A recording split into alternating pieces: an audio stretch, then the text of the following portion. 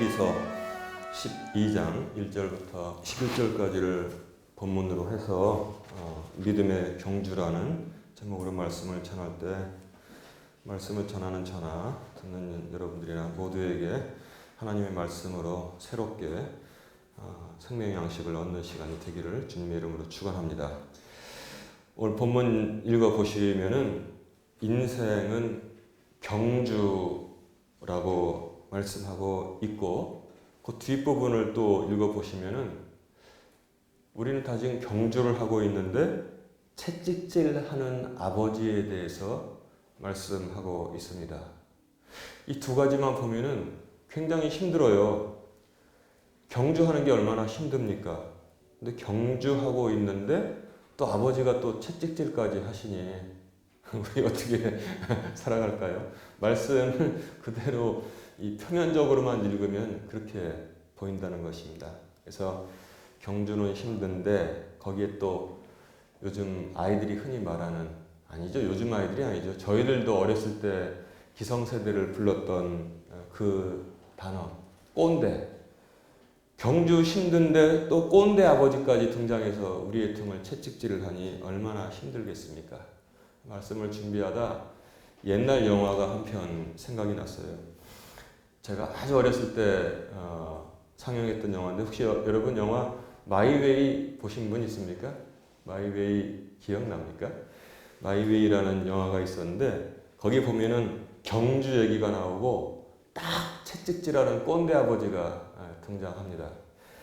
영화는 어떤 한 성공한 아버지와 성공한 어머니의 가정에 대한 이야기입니다. 아버지는 전직 마라톤 선수였는데 금메달을 딴 그런 경력을 가지고 있습니다. 그리고 그의 아내도, 그러니까 이제 그 가정의 어머니죠. 어머니도 무슨 하여튼 선수였는데 이 금메달을 딴 화려한 경력을 가지고 있습니다. 또 사회에 나와서 사업을 벌였는데 건설 회사를 차렸는데 거기서도 성공을 했어요. 그래서 아주 큰 건설 회사를 가지게 되었습니다. 그래서 그 슬하에 3남 1녀를 두었는데 아버지는 아이들을 자기가 그런 삶을 전쟁과 같이 살아왔기 때문에 항상 아들들과 딸을 채찍질했습니다. 이겨야 된다. 이겨야 된다. 승리자가 되어야 된다. 세상은 승리하는 사람만 기억한다. 너희들은 반드시 승리자가 되어야 된다. 하고 아주 아이들을 내몰았습니다. 그런데 아이들을 아버지의 기대에 부응해서 조금 나가는 듯 했어요. 첫째 아들은 여기 저기 가면 F1 경기장 있잖아요. 그런 이 스포츠카 선수가 되었습니다. 둘째 아들은 또 역시 달리기 선수가 되었고, 셋째 아들이 아마 아버지하고 똑같이 마라톤을 하는 선수가 되었고, 딸은 수영 선수가 되었는데 이제 아버지의 엄격한 훈육 때문에 가정에 금이 서서히 가기 시작합니다. 첫째 아들은 자동차 경주를 해서 메달을 받아왔어요. 그런데 그 술집에서 일하는 또 유부녀하고 사귀게 되어서 아버지한테 인사시키려고 데리고 오니까 아버지가 노발대발해서 그거를 볼 수가 없어요. 그래서 다 내쫓았더니 그 아들이 그냥 뭐 술을 마시고 막 과속운전을 했는지 교통사고가 나서 이 다치는 바람에 이 반신불수가 되었습니다. 둘째 아들은 나는 나의 삶을 살겠습니다. 그리고 집을 뛰쳐나가서 가출을 해서 미제 땅으로 가버리겠다고 했습니다. 셋째 아들, 얘가 제일 마음에 들었어요. 아버지를 항상 생각하고 고분고분하고 그래서 나는 이 녀석에게 내 회사를 물려줘야겠구나 하고 아빠는 생각을 하고 있었습니다. 그래서 이제 아버지가 건축하는 곳에 현장에서 감독을 하는데, 여러분 건축 현장 보면 그 엘리베이터라고 부르지 않고 대충 얼기설기 해가지고 올라갔다 내려갔다 하는 거 있잖아요. 그걸 리프트라고 하는데 그걸 타고 쭉 고층에 올라가다가 그만 줄이 끊어지는 바람에 밑으로 막 추락해가지고 제일 아끼는 셋째 아들이 죽게 되었습니다. 그리고 또 수영 선수인 딸은 별다른 성적을 내지 못해요. 아버지가 그렇게 막 뒤에서 세게 밀어도 별다른 성적을 내지 못하니까 구박을 받고 또 그 아이는 움츠러들고, 이 모습을 보던 아내는 도저히 못 살겠다고 나는 가출을 하겠다고 선언을 합니다. 가정이 붕괴되는 그런 아픔을 그가 맛보게 되었습니다. 그러니까 그 아버지가 맨 마지막에 다 늙어서 내가 마라톤을 다시 뛰겠다 그렇게 선언을 하고, 사람들이 어떻게 마라톤을 다시 뛰겠냐고 했는데 그는 마라톤을 뜁니다. 그런데 여러분, 노익장이라는 말은 그냥 우리가 하는 말이죠. 그 아버지의, 나는 지금은 말이죠, 그 아버지의 심정을 이해해요. 비켜라, 내가 마라톤을 뛰겠다. 내가 아빠가 어떻게 내가 인생을 살아왔는지, 응? 너희들 정말 힘내야 된다. 마라톤을 뛰는데 그는 점점 처져가지고 맨 뒤에 넘어지고 또 일어나가지고 또 뛰다가 또 쓰러지고, 그 아빠는 정말 눈물을 줄줄 흘리면서 그래서 뜁니다. 그런데 그 모습을 본 군중들이 집에 안 가고 그 아버지를 응원합니다. 넘어지면 일어나. 그러니까 아버지가 다시 일어나가지고 응? 또 달리다가 또 쓰러지고 일어나. 결국은 결승점을 늦었지만 젊은 시절의 기록에 비하면 말도 안 되는 성적이지만 통과하게 됩니다. 그런데 거기에 마라톤을 같이 뛰었던 아들이 이미 메달을 걸고서 아빠를 기다립니다. 그리고 아버지와 아들이 포옹을 합니다. 그래서 가정이 다시 화해가 되고 치유가 되는 아주 좋은 영화였는데 왜 요즘은 그런 영화가 나오지 않을까 몰라요. 그래서 여러분, 그 마이웨이, 영화 마이웨이하고 똑같은 주제곡, 그 프랭크 시나트라 마이웨이 여러분 기억하시죠? 저 그 노래 참 좋아해요. And now the end is near, and so I face the final curtain. 아주 잔잔하게 흐르는 그 아버지가 마지막에 달리고 넘어지고 또 일어나고 넘어지고, 근데 그 음악이 나왔던 기억이 납니다. 저는 지금 오히려 옛날에는 왜 저렇게 엄격하게 가정을 밀어붙여가지고 승부못시게 할까? 지금은 오히려 그 꼰대 아버지를 충분히 이해할 수 있는 지금 이 말씀을 준비하다가 말씀 읽어보니까 이거 옛날 영화가 생각나서 제가 말씀을 드려봤습니다. 오늘 성경을 소개하자면은 히브리서인데 이 히브리서의 저자에 대해서는 약간의 신학적인 논쟁이 있습니다. 한편에서는 바울로 보고 한편에서는 알 수 없다. 바울이다, 알 수 없다. 이렇게 나눠져 있습니다. 그런데 저는 바울로 보는 것도 상당한 근거가 있다고 보고 바울로 보겠습니다. 왜냐하면은 로마서와 히브리서는 그 내용에 있어서 상당히 일치하고 어조가 같습니다. 그런데 아시는 바와 같이 로마서는 로마에 사는 크리스찬들에게, 즉 이방 크리스찬들에게 하나님의 뜻에 대해서 아주 조직적으로 전한 그런 말씀이고, 히브리서를 읽어보시면은 이방인들에게 하는 말씀이 아니란 사실을 알 수 있어요.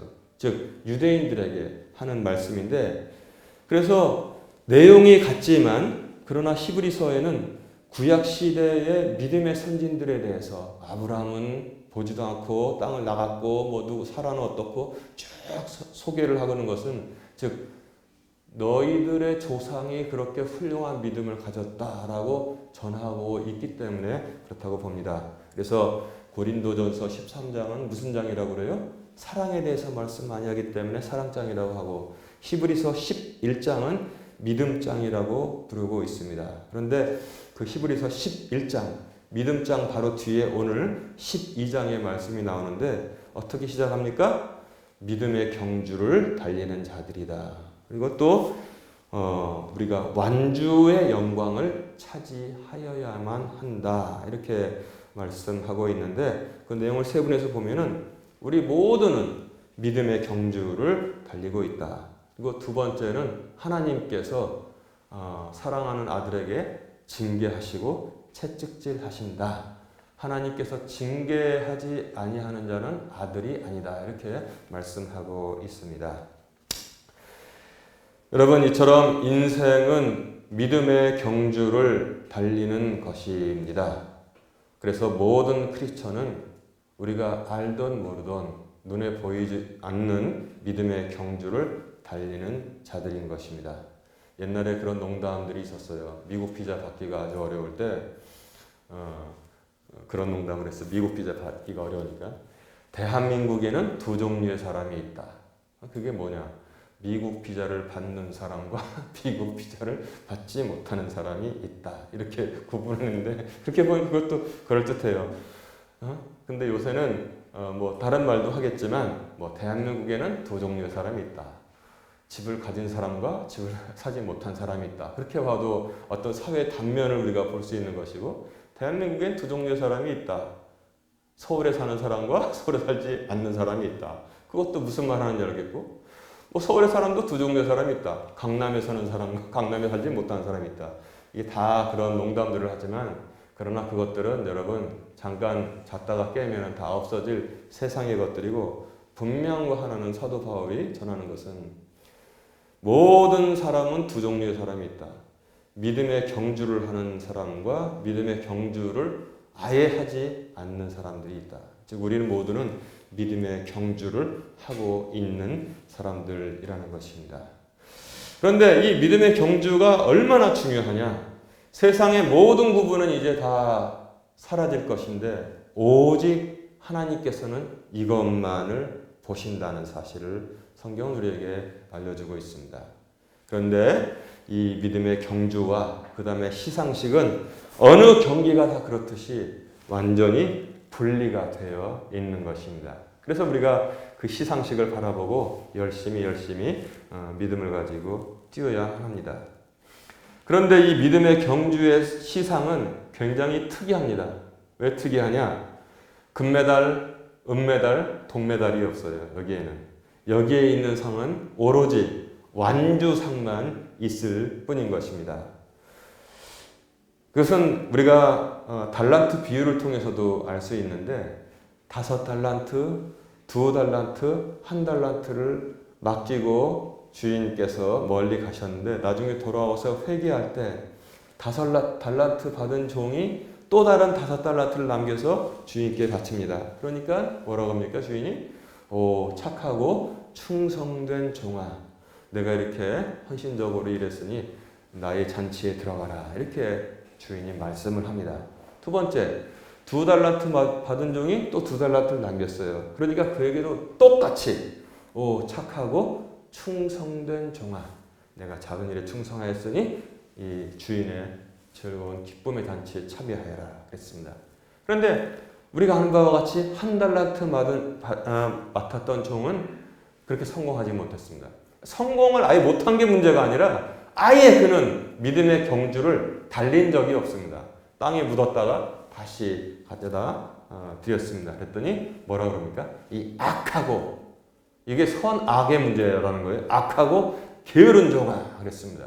그래서 그를 내쳤다는 말씀이 복음서에 기록되어 있는데, 몇 달란트를 남겼던 항상 똑같은 이 칭찬의 말씀을 하나님께서는 우리에게 하시는 것입니다. 그래서 우리가 거기서 어렴풋이 이 믿음의 경주는 금메달, 은메달, 동메달이 없이 완주상이 있구나, 오로지 완주상만 있다는 사실을 알게 되는데, 더 직접적으로는 디모데후서 4장 7절 이하에 보니까 바울이 이렇게 디모데에게 말하고 있습니다. 내가 선한 싸움을 싸우고 나의 달려갈 길을 마치고 믿음을 지켰은즉 이제 후로는 나를 위하여 의의 관이 예비되어 있나니 주 곧 의로우신 심판자께서 그날에 그것을 내게 주실 것이요 내게만 아니라 그분의 나타나심을 사랑하는 모든 자들에게도 주시리라. 그렇게 말씀해 놨습니다. 그러니까 여러분, 바울이 받았던 의의 관을 우리가 받을 수 있습니까? 없습니까? 우리가 받을 수 있어요? 없어요? 우리가 믿음의 경주를 마치면은 모두 받는다고 바울은 지금 디모데서를 통해서 우리에게 말씀하고 있는 것입니다. 딱 한 가지 조건만 있습니다. 믿음의 경주를 완주하면 되는 것입니다. 완주. 그런데 성경에 완주하지 못한 한 사람이 소개되고 있습니다. 누굽니까? 바로 가룟 유다인 것입니다. 그가 예수님께서 내가 행할 일을 하라고 말씀하셔서 그가 자기 길로 갔지만 사도행전에 보면은 이제 이가 빠진 사도를 한 명 이제 제비뽑기로 뽑으면서 마띠아를 뽑았는데 하나님께 기도를 어떻게 드립니까? 이제 새로운 사람을 뽑게 해 주시옵소서. 유다는 자기 길을 버리고 자기 직분을 버리고 자기 길로 갔나이다. 즉 완주하지 못하고 옆으로 빠져, 즉 우리가 흔히 하는 말로 그러잖아요. 삼천포로 빠져나갔다고 그렇게 성경은 우리에게 전하고 있습니다. 그래서 아하, 이 달리기, 믿음의 경주는 끝까지 믿음을 지키고 달리면은 하나님께서 모두에게 주는 의의 관이 상이구나, 그 사실을 우리가 알 수 있습니다. 그런데 이 믿음의 경주를 하는데 요령 두 가지를 바울은 우리에게 알려줍니다. 요령이 뭔가? 믿음의 달리기를 하는데 요령이 뭐지? 첫 번째는 우리가 쉽게 이해할 수 있어요. 경주를 위해서 몸을 가볍게 하라 하겠습니다. 가볍게 하라. 뭘로 가볍게 해요? 모든 무거운 것들을 다 내어 던져버리고 그 다음에 너무 쉽게 우리를 얽어매는 죄도 역시 다 끊어버려라 그랬습니다. 무거운 짐 지고 여러분 달리기 경주 나간 사람 있습니까?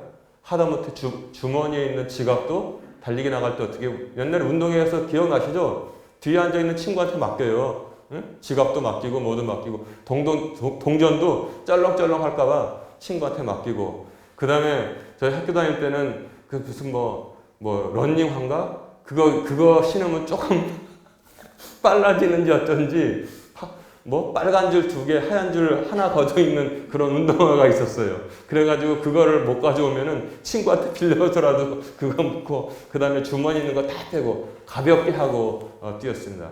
바울도 지금 그걸 말하고 있는 것입니다. 모든 무거운 것을 다 던져버리라고 했습니다. 자, 여러분, 우리가 지금 믿음의 경주를 하는데 모든 무거운 게 무엇일까요? 바로 세상의 헛된 욕망들, 그리고 거기서 모락모락 피어나오는 근심과 염려를 다 떨쳐버리라고 우리에게 요령을 가르쳐주고 있습니다. 여러분 이해가 잘 갈 것입니다. 두 번째는 뭐냐면 이 죄가 어떻게 표현되어 있냐면 너무도 쉽게 우리를 얽어매는 죄라고 했습니다. 너무도 쉽게. 여러분 죄 짓는 게 어렵다고 생각하면 안 돼요. 순간에 너무도 쉽게 우리를 얽어매는 죄들이 있는데, 그리고 각 사람마다 약점들이 다 있습니다. 그 약점들을 우리가 생각해 볼 수 있습니다. 어떤 사람은 성격상 화를 잘 내요. 분노를 잘 내서 그냥 큰 일을 벌입니다. 여러분 그래가지고 인생 그르친 사람들이 어디 한둘이겠습니까? 어떤 사람은 말을 너무나 쉽게 합니다. 어떤 사람은 남들을 너무 잘 믿어가지고 보증을 서서 망했다는 사람 여러분 많이 들었죠? 또 어떤 사람은 음란한 걸 너무 좋아해가지고 그런데 자꾸 넘어지고, 어떤 사람은 또 남의 물건을 도둑질하는 걸 좋아하고, 어떤 사람은 노름을 좋아하고, 어떤 사람은 그냥 이 주색잡기에 빠져가지고 가정을 챙기지 못하고 그런 죄들이 있다는 것입니다. 그런데 뭐예요? 죄가 또 되려면 뭡니까? 하나님께로부터 자꾸 벗어나려고 하는 그러한 모든 것들이 우리를 너무 쉽게 얽어매고 있는데 이것도 다 끊어버려라 했습니다. 그래서 우리가 경주를 위해서 가볍게 했잖아요. 두 번째 요령이 있습니다. 두 번째 요령은 무엇이냐면 달리면서 먼저 가신 예수님을 바라보라고 했습니다. 달리다가 지치면은 우리가 자빠질 수도 있고 옆길로 빠질 수가 있습니다. 그 예수님은 어떤 예수님이십니까? 믿음의 창시자요 완성자이시다 하겠습니다. 이 말을 쉽게 말하면 알파요 오메가이시다 이렇게 말씀할 수 있는 것입니다.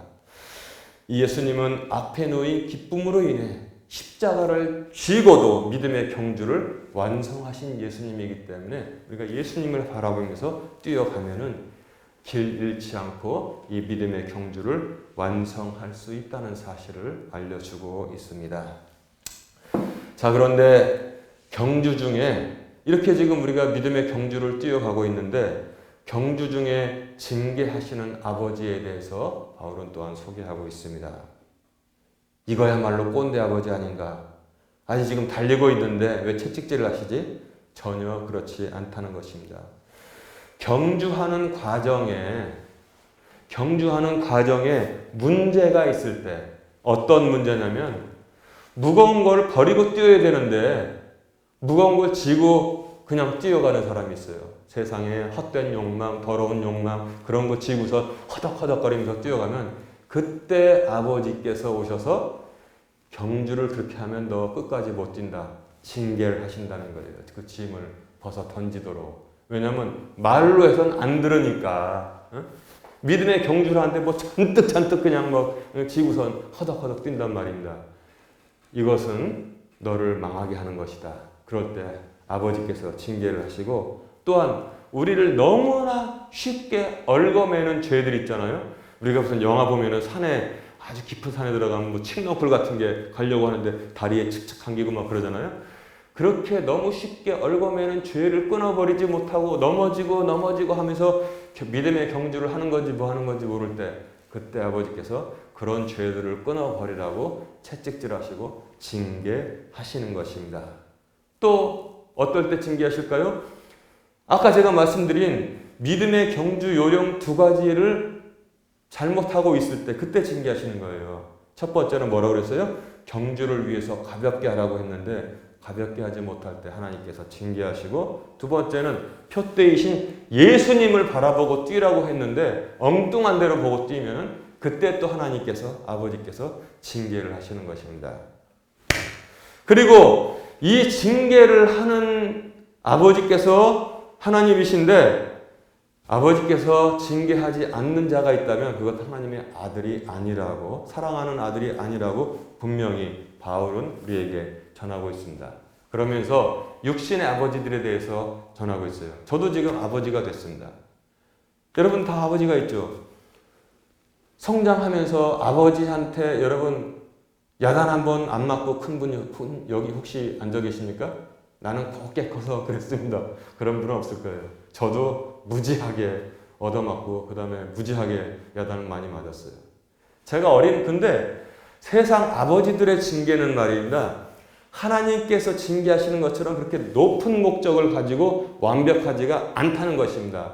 그럼에도 불구하고 세상 아버지, 그러니까 육신의 아버지들도 우리가 공경을 하였거든 모든 영들의 아버지이신 하나님 아버지를 우리가 공경하지 아니하겠느냐 그렇게 바울이 우리에게 물어보고 있습니다. 제가 어렸을 때 야단을 맞아도 이 야단 맞는 게 공정하다라고 느끼지 못할 때가 많았습니다. 아버지의 기분에 따라서 회초리가 더 나올 수도 있고 기분이 좋으면 더 큰 잘못을 했는데도 안 맞을 수도 있었습니다. 우리 육신의 아버지는 그렇단 말이에요. 그런데 우리가 믿음의 경주를 달리고 있는데 세상에 믿음의 경주를 하고 있는 자녀들을 채찍질하셔? 그게 오해라는 것입니다. 즉 우리가 경주를 위해서 몸을 가볍게 하지 못했을 때 하나님 아버지께서 우리가 중간에 가다가 쓰러질까 봐 징계하시고 그 다음에 죄를 청산하지 못할 때 견책하시는 것을 지금 바울이 말하고 있죠. 그리고 또 뭐예요? 목적지 방향이 잘못되어 가지고 엉뚱한 쪽으로 뛰고 있을 때 하나님께서 또한 우리를 징계하신다고 말씀하고 있습니다. 즉 이것은 징계라는 표현보다는 오히려 간섭, 감독이 더 맞을 것이라고 생각합니다. 그래서 이 징계의 내용을 잘 이해하면은 원망과 불평이 입에서 사라질 것이라고 저는 믿습니다. 왜 나를 이렇게 징계하시는가?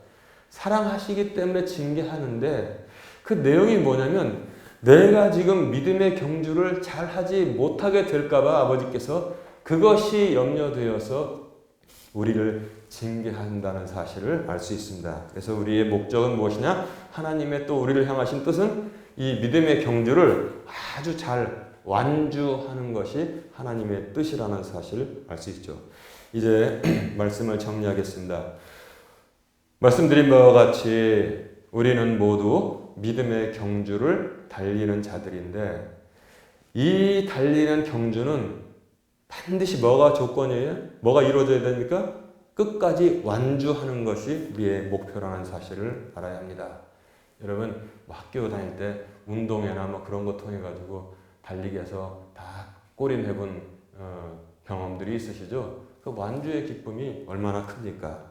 이 믿음의 경주의 완주의 끝에는 의의 관이 상으로 다 준비되어 있습니다. 그런데 다시 정리하자면은 믿음의 경주를 하는 요령은 무거운 것들 다 내어 던져버리고 그 다음에 예수님을 먼저 가신 예수님을 바라보고 뛰어가면은 이 경주 완성할 수 있다는 것입니다. 그런데 이 경주의 성격을 보면은 저는 뭐 마라톤이나 뭐 그런 것처럼 혼자 달리는 경기가 아닌 것 같아요. 분명히 단독 경주의 성격이 있습니다. 왜냐하면 신학적으로 우리 모두는 하나님 앞에서 단독자로 서기 때문에 그렇습니다. 그런데 무질서하게 마라톤처럼 여기저기서 막 뛰는 게 아니라 여러분 이 군사들 보면은 줄 맞춰가지고 이렇게 구보라고 그러죠. 구보를 뛰잖아요. 구보하잖아요. 그런 성격이라고 저는 생각을 합니다. 왜냐하면 군사들의 구보는 무리를 져서 줄을 맞춰서 그 다음에 그 앞에서 누구 하나가 먼저 뛰어요. 그렇죠? 먼저 뛰면서 그 다음에 뒤를 돌아보고 뛰면 뭐라고 하면서 자기 달리기를 또 같이 하는 그런 경우를 봅니다. 모두가 자기 달리기를 합니다. 그런데 줄을 맞춰서 이게 무엇이냐?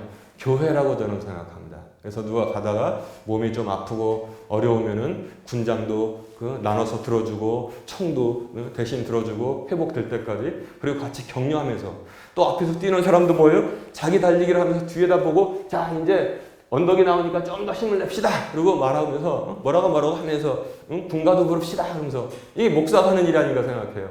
자기도 자기 달리기를 하면서 그러면서 힘을 냅시다. 이제 저기만 넘으면 이제 좀 괜찮아집니다. 이러면서 계속 지금 우리가 뛰고 있는 것입니다. 여러분 이처럼 우리 모두는 각자가 달리기를 하지만 그러나 또 모이기를 패하지 않고 함께 믿음의 경주를 달리고 있는 것입니다. 요령이 간단합니다. 가볍게 세상의 모든 짐들을 버리고 쓸데없는 짐들 버리고 가볍게 그리고 너무도 쉽게 우리를 얽어매는 죄를 끊어버리고 그 다음 뭐예요? 방향을 잘 잡아야 돼요. 먼저 가신 예수님을 바라보고 그 다음에 서로 격려하면서 믿음의 경주를 완주하면은 우리가 뭡니까? 사도 바울이 받았던 것처럼 의의 관을 우리가 다